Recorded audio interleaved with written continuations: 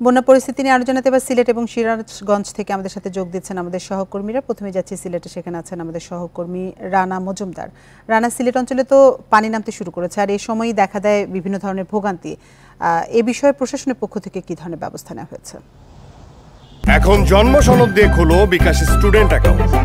নিজের বিকাশ নিজে কর। দেখুন, ভারী বৃষ্টিপাত পাশাপাশি উজান থেকে নেমে আসা পাহাড়ি ঢল কমে যাওয়ার কারণে সিলেটে কিন্তু প্রতিদিনই বন্যা পরিস্থিতির উন্নতি হচ্ছে এবং পানি উন্নয়ন বোর্ড আমাদেরকে সর্বশেষ যে তথ্যটি জানিয়েছে সেটি হলো সিলেটের সুরমা নদীর পানি কিন্তু একটি পয়েন্টে, পাশাপাশি কুশিয়ারা নদীর পানি দুটি পয়েন্টে বিপদসীমার উপর দিয়ে এই মুহূর্তে প্রবাহিত হচ্ছে। বাকি যে নদ নদীগুলো রয়েছে সেই সবগুলো নদ নদীর পানি কিন্তু এখন বিপদসীমার নিচ দিয়ে প্রবাহিত হচ্ছে। এবং আপনি যে বিষয়টি জানতে চেয়েছিলেন যে আসলে পানি ধীরে ধীরে কমছে, তারপরও কিন্তু এখন মানুষের ভোগান্তি সেটি কিন্তু বেড়েই চলেছে। এবং পানি কমার সাথে সাথে আমরা যে বিষয়টি খেয়াল করছি যে যোগাযোগ ব্যবস্থার কিন্তু ব্যাপক ক্ষয়ক্ষতি হয়েছে সিলেটে। সিলেটের যে 13টি উপজেলা রয়েছে সেই 13টি উপজেলারই যোগাযোগ ব্যবস্থা একদম বেহাল দশায়।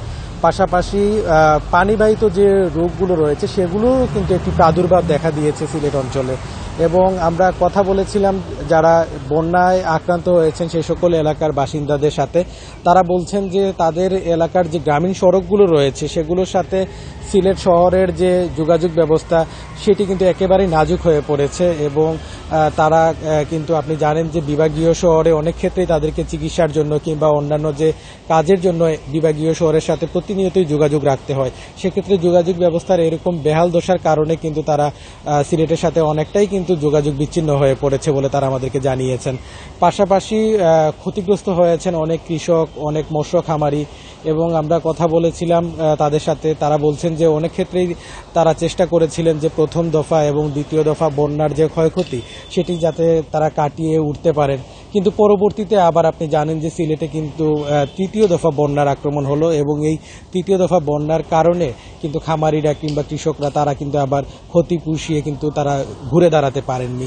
এবং তারা বলছেন এক্ষেত্রে যদি স্থানীয় প্রশাসন থেকে কিংবা সংশ্লিষ্ট অধিদপ্তর থেকে যদি প্রণোদনা কিংবা পুনর্বাসনের জন্য সহযোগিতা করা না হয় তাহলে কিন্তু তাদের পক্ষে ঘুরে দাঁড়ানো অনেকটাই অসম্ভব হয়ে দাঁড়াবে। তো সিলেট থেকে এই ছিল বন্যা পরিস্থিতি নিয়ে আমার কাছে সবশেষ। রানা, আপনি সাথেই থাকুন। এবার আমরা যেতে চাই সিরাজগঞ্জে, সেখানে আছেন আমাদের সহকর্মী দিলীপ কুমার গৌড়। দিলীপ, বন্যায় দেখা যায় যে যমুনার পানি বাড়ায় চরাঞ্চল এবং নদী পাড়ের মানুষ বেশি দুর্ভোগে পড়েন। কি পরিস্থিতি দেখছেন সেখানে?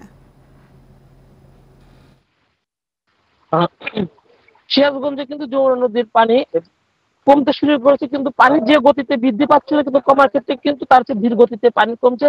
এবং পানি কমার ফলে সিরাজগঞ্জের বন্যা পরিস্থিতি কিছুটা উন্নত হলে কিন্তু এখনো বাড়ি ঘর থেকে বন্যার পানি নামেনি, এখনো কিন্তু গ্রামীণ সড়ক পানির নিচে রয়েছে এবং মানুষ কিন্তু এখন আমরা দেখছি যে নৌকা নিয়ে চলাচল করছে।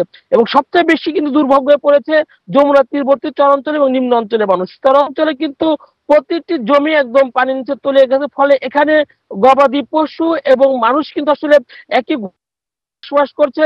আমরা দেখি যে মুজিব পরিমাণ মানুষ থাকা রয়েছে, তার চেয়ে বেশি কিন্তু মানুষ আসলে পানির মধ্যে রয়েছে। এবং আমরা যে সকল নিম্ন অঞ্চলে গেছি সেই নিম্ন অঞ্চলেও দেখেছি যে মানুষ কিন্তু আসলে কষ্ট করে পানি কমছে, কিন্তু এখনো কিন্তু বাড়ি ঘর থেকে সেভাবে পানি নামেনি। এবং যেসব বাড়ি ঘর থেকে পানি নামছে সেখানে কিন্তু আসলে কাদার মধ্যে আসলে পানিবাহিত রোগ দেখা দিচ্ছে, পাশাপাশি আসলে মানুষের চলাফেরার সমস্যা হচ্ছে। আমরা দেখেছি যে সদরের সয়দাবাদ ইউনিয়নের কিছু কিছু গ্রামে আমরা দেখেছি যে তাদের যে গৃহপালিত পশুগুলো আছে সেগুলো কিন্তু তারা হাটে নিয়ে বিক্রি করে দিচ্ছে, কারণ বন্যার মধ্যে তারা আসলে পশুগুলো পালন করতে পারছে না, পাশাপাশি তার যে খাদ্য জোগাড় করা সেই খাদ্য জোগাড়ও করতে পারছে না। যদিও জেলা প্রশাসনের পক্ষ থেকে ত্রাণ কার্যক্রম শুরু করা হয়েছে, তবে এখনো পর্যাপ্ত ত্রাণ পৌঁছায়নি বান কবলিতদের পাশে। এখনো দেখেছি যে নিম্ন অঞ্চলের শিক্ষা প্রতিষ্ঠানগুলো বন্ধ রয়েছে এবং চলতি এইচএসসি পরীক্ষায় যারা পরীক্ষা দিচ্ছে এই সকল বন্যা কবলিত তারা কিন্তু আরো বেশি দুর্ভোগে পড়তে হচ্ছে। তারা বাড়ির থেকে আসলে এসে শুকনো জায়গায় এসে তারা পরীক্ষা দেওয়ার জন্য যে প্রস্তুতি সেই প্রস্তুতি নিয়ে যাচ্ছে। তার পানি উন্নয়ন বোর্ড বলে আর কয়েকদিনের মধ্যে আসলে পানি বিপদ সীমার নিচে নেমে যাবে এবং সেক্ষেত্রে আসলে তখন দেখা যাবে যে গ্রামীণ সড়ক ঘর বাড়ি কি পরিমাণ ক্ষয়ক্ষতি হচ্ছে এবং সেই ক্ষতি নিরূপণ করে কিন্তু তাদের যে ক্ষতিপূরণ বা পুনর্বাসনের ব্যবস্থা সেটি ডক্টর।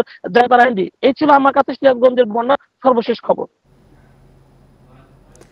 সিলেট এবং সিরাজগঞ্জ থেকে বন্যা পরিস্থিতির সবশেষ তথ্য জানাচ্ছিলেন আমাদের সহকর্মীরা।